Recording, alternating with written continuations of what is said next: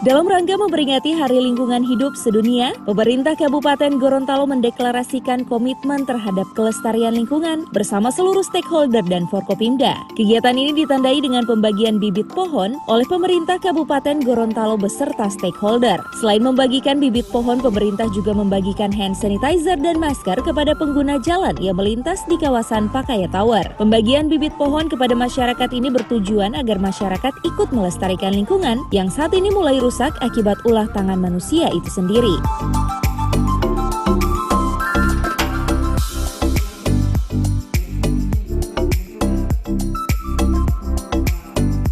Dalam sambutannya, Bupati Gorontalo Profesor Dr. Insinyur Nelson Pobalingo MPD menghimbau agar masyarakat membuat sumur serapan, hal ini untuk mengantisipasi jika terjadi genangan air di musim penghujan. Pembuatan sumur serapan di setiap halaman warga ini ditargetkan mencapai 100.000 di tahun 2021 ini.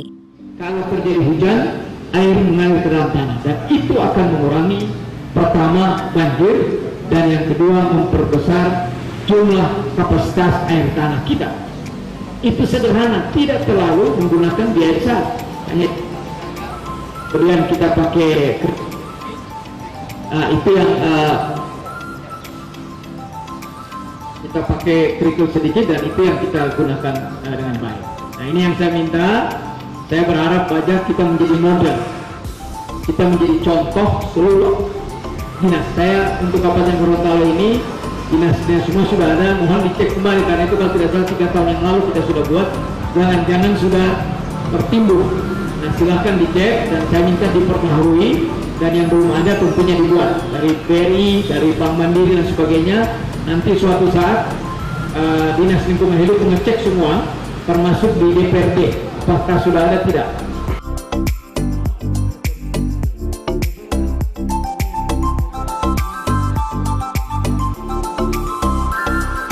Kegiatan deklarasi dalam rangka memperingati Hari Lingkungan Hidup Sedunia yang digelar oleh pemerintah Kabupaten Gorontalo di kawasan Pakaya Tower ini dilakukan dengan penerapan protokol kesehatan yang ketat.